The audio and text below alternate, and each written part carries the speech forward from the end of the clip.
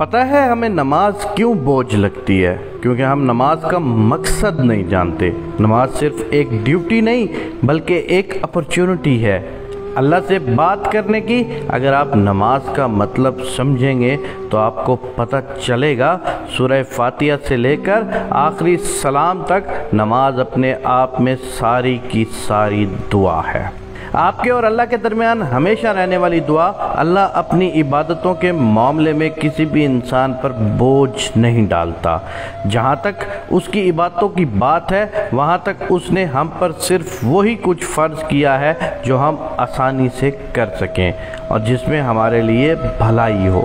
اللہ نے یہ عبادتیں اپنے لیے نہیں بنائی، اللہ نے یہ عبادتیں ہمارے لیے بنائی ہیں کیونکہ دنیا میں انہی عبادتوں کے ذریعے ہم نے سروائیو کرنا ہے اور روز محشر بھی انہی عبادتوں نے ہماری نجات کا ذریعہ بننا ہے۔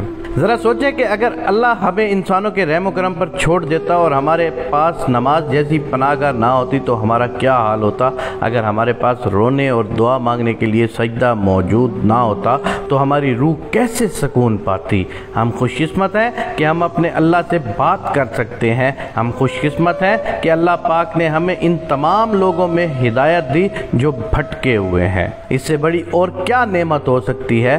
نماز کائنات کی سب سے محفوظ جگہ ہے، ایسی جگہ جہاں برتر اور کمتر دونوں ایک جیسے ہوتے ہیں، ایسی جگہ جہاں نیکوکار اور گناہگار دونوں برابر ہو جاتے ہیں۔ ابھی کچھ دیر پہلے میں نے ایک کوٹیشن پڑھی جو یہ تھی، تنہائی میں کبھی چاند کو دیکھنا اور دیکھ کر سوچنا کہ رسول اللہ صلی اللہ علیہ وآلہ وسلم بھی اسی چاند کو دیکھا کرتے تھے، لیکن ہم جائے نماز پر کھڑے ہو کر یہ بھی نہیں سوچتے کہ یہ وہی جگہ ہے جہاں رسول اللہ صلی اللہ علیہ وآلہ وسلم ہر مشکل گھڑی میں آیا کرتے تھے اور صرف اللہ سے مدد مانگتے تھے، اور صرف اس جگہ پر کھڑے ہونے سے اللہ نے ان کی کیسے کیسے وسیلوں سے مدد کی تھی یہ تو ہم بھول ہی جاتے ہیں۔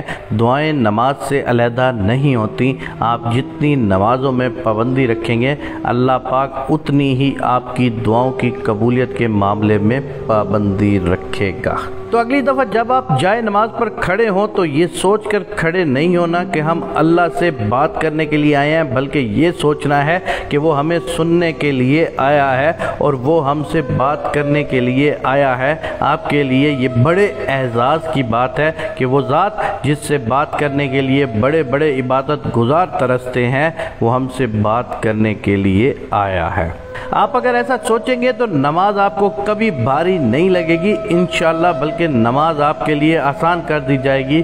بس ایک دفعہ کوشش کرنی پڑتی ہے پاؤں کو جائے نماز پہ کھڑا کرنے کی، پھر اگلی دفعہ آپ کو آپ کا دل جائے نماز کی طرف لا کھڑا کرے گا۔ میں اپنے اللہ پاک سے یہ دعا کرتا ہوں کہ جتنے لوگوں نے نمازیں پڑھی ہوئی ہیں ان کی نمازوں کو قبول فرما، اور جو لوگ نماز کی طرف نہیں آ رہے ان کے دل میں ایمان کی کوئی روشنی جلا اور وہ تجھ تک نماز کے لیے آ سکیں اور سجدہ ریز ہو سکیں۔